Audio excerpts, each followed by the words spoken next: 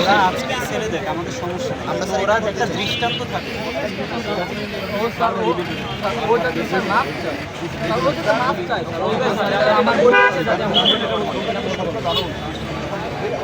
Sir আপনি বেশি জানেন।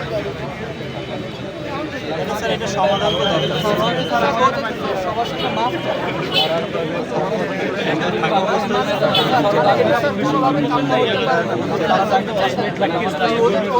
আমরা তো কাউকে চাই না।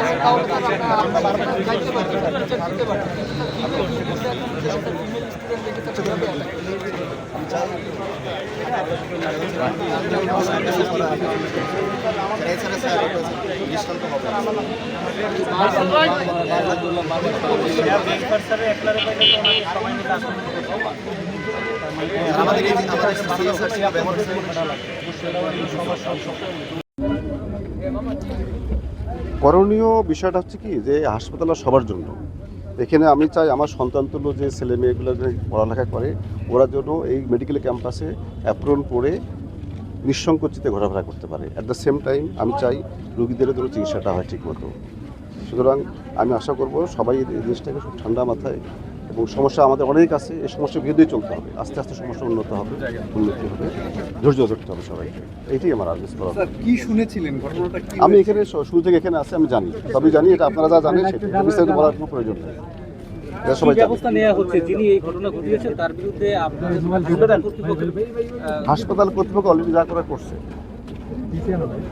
আমরা যা করা করেছি। উনি আমাদের এখানে আছে, পুলিশের কাস্টডিতে আছে, ব্যবস্থা নেবে। স্যার, ইন্টার্ন চিকিৎসকরা অভিযোগ করেছে যে তাদের উপরে হামলা হয়েছে। বেশ কিছু ভিডিও ছড়িয়ে পড়েছে যেখানে আমরা দেখেছি ইন্টার্ন চিকিৎসকরা মারধর করতেছে। আপনি কি করবেন এই ব্যাপারে? এটা দেখবো, আমরা সবই ব্যবস্থা করবো। এটা সময় আসলে দেখা যাবে সব। Thank you. ঠিক আছে স্যার, ক্লিয়ার না?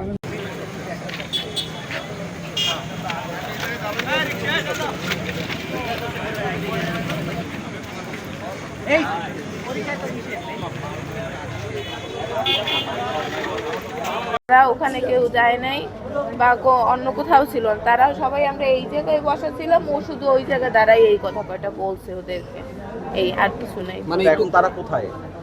আপনার ভাই আর ভাই কোথায়? আমরা তো যতদূর যাই তারা নাকি তাদের নাকি নিচে নিয়ে গেছে। এখন তারা কোথায় আছে আমরা তো আর সেটা জানি না।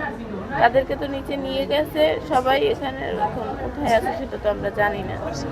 এই চিকিৎসা নিতে এসে এইভাবে আটক অবস্থায় রয়েছে, আটকে রেখেছে, এটা কি অন্যায় মনে করেন কিনা? আপনাদের উপর হামলা হয়েছে, এটি হওয়া উচিত কিনা?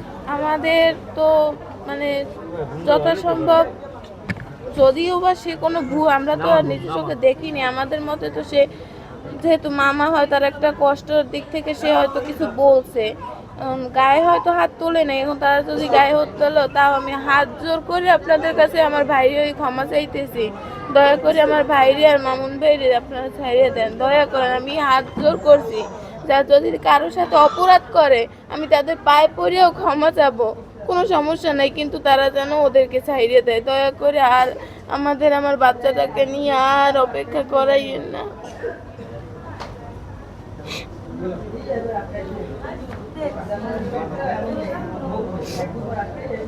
আমি হাত জোর করে আপনাদের কাছে অনুরোধ করতেছি, ওদেরকে আর কোনো শাস্তি দিয়ে না। ওদের ভুলের জন্য ওরা যদি ভুল করে থাকে, আমি ওদের হয়ে, আমি একজন মৃত সন্তানের মা হয়ে আপনাদের কাছে আমি ক্ষমা চাইছি।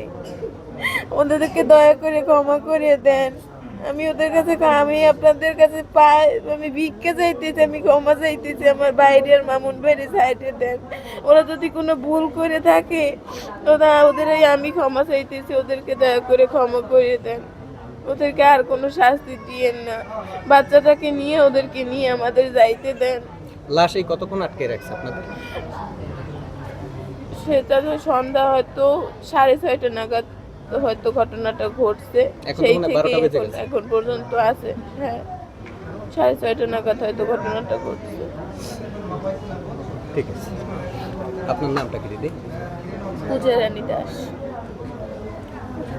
দুইটা পোলারে মারছে, এখন কার কেটে হাত আর আমরা করতে। দুইজন ছেলেকে অনেকে মিললে মারছে? হয়, ওই উপরে কোনে মারতে মারতে নামাইছে নিচে। কতক্ষণ মারছে? উপরে কোনে যে মারতে মারতে নামাইছে, বা পুলিশ যারা আইছে হেরা ধরছে। আচ্ছা এই পর্যন্ত তারপর ধরিয়া ওদিক লই গেছে। পরে শোনেন না কারা মারলো, কাদেরকে মারলো? শুনছি যে ছাত্ররা, ওই জায়গার যে ছাত্র যারা ওই ডাক্তার ওয়ার্ডের হেরাই মারছে। ঠিক আছে।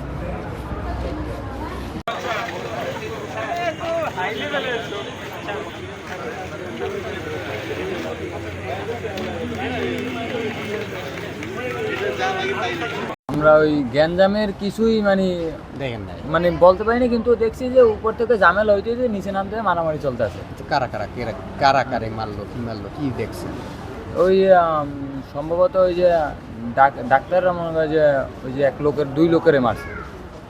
এই যে ডাক্তাররা মারছে কি বেশি? মোটামুটি আবার ফিরেইছে ওই যে আনসার যারা ছিল এরা সর্বোচ্চ, এবার আরো অনেক লোকজনই ফিরেইছে। ইভিনিং ওয়ার্ড থাকে, ঠিক আছে, আমি ধরছি সেই ইভিনিং ওয়ার্ড থাকে, এমন আমাদের ডেলি প্লেসমেন্ট থাকে। তো আজকে আমাদের যে ওয়ার্ড করে শেষ হওয়ার পরে কিছু লোক হচ্ছে অতর্কিতভাবে আমাদের যে মেয়ে ব্যাচমেট আছে তাদের উপর আক্রমণ করা শুরু করে। পরে হচ্ছে আমরা জানতে পারলাম যে তাদের হয়তো বা কারো স্বজন মারা গেছে, ঠিক আছে, তাদের হয়তো কারো বাচ্চা মারা গেছে, এজন্য উনি হচ্ছে এই করতেছে। এখন এর মাঝখানে যে আরেকজন হচ্ছে লোক, সে হচ্ছে তৃতীয় ব্যক্তি, তার এখানে কোনো ধরনের ভূমিকাই নেই। সে আইসে হচ্ছে আমাদের এক মেয়ে ব্যাচমেটকে ধাক্কা দিয়ে হচ্ছে বিছানার মধ্যে ফেলে দিয়েছে এবং ঘুমে আটকানোর পর তারা হচ্ছে এই করতে। এভাবে সে হচ্ছে বারবার ক্রমাগত মেয়েদের উপর আক্রমণ করার পরে তখন হচ্ছে আমরা সামগ্রিকভাবে তারা প্রতিহত করি, ঠিক আছে। এবং হচ্ছে তারাই হচ্ছে আমরা বারবার বোঝানোর চেষ্টা করছি যে ভাইয়া এটা হচ্ছে হসপিটালে হচ্ছে আপনার রোগী অসুস্থ হবে, সে মারা যাবে, এগুলো স্বাভাবিক প্রক্রিয়ার অংশ। কিন্তু সে বারবারই আক্রমণাত্মকভাবে সে আমাদের উপর তাড়িয়ে আসতেছিল এবং তার থেকে বেশি হচ্ছে একটা লোক সে হচ্ছে ভিডিও করতেছে এবং সে হচ্ছে মেয়েদের সাথে নানা ধরনের অস্বাভাবিক আচরণ করতেছে। একটা মেয়ে, আপনারা বলেন যে একটা মেয়েকে কীভাবে হচ্ছে ধাক্কা দিয়ে ফেলে দেয়, একটা মেয়েকে স্টুডেন্ট মেয়ে তাকে কি তার হাত তুলতে পারে, এভাবে হচ্ছে ডাক্তাররা ক্রমাগত এরকম শিকার হচ্ছে।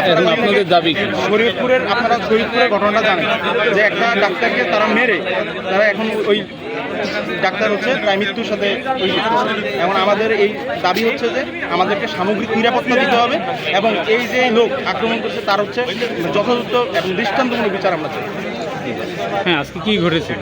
আমরা হচ্ছে 5th ইয়ার মেডিকেল স্টুডেন্ট, আমাদের হচ্ছে সন্ধ্যার দিকে হচ্ছে ওয়ার্ড থাকে, এক্সাম থাকে। তো আমরা হচ্ছে এক্সাম দিতে এসেছিলাম, আমরা হচ্ছে পেডিয়াট্রিক্স ওয়ার্ডে ছিলাম, আমরা এক্সাম দিয়ে বের হয়েছি। তখন শোরগোল ছিল, কতগুলো মানুষ শোরগোল করতেছিল। তো আমরা ব্যাচমেটরা বের হচ্ছি, হেঁটে যাচ্ছি, হঠাৎ করে এসে তিনজন ব্যাচমেটকে হচ্ছে যে একটা লোক অ্যাপ্রন ধরে টানাটানি করতেছিল, হাত ধরে টানাটানি করতেছিল, বলতেছিল যে তোরা এখান থেকে বের হতে পারবি না, তোরা আজকে যাইতে পারবি না, কই যাস। একজন এরকম মানে এমন ধাক্কা দিচ্ছে যে ও চলে যায়, দৌড়াতে ধরেছে, ওকে হচ্ছে যে ইসের উপর বসে, বেডের উপর বসে, তারপরে ওকে তারপর হচ্ছে আমরা ছিলাম, আমি আর আমার আরেকটা মেয়ে ব্যাচমেট ছিলাম সামনে। তখন হচ্ছে আমাদের ছেলে ব্যাচমেট ছিল 2টা, ওরা পিছিয়ে আসছে, আমরা পিছনের দিকে চলে এসেছি।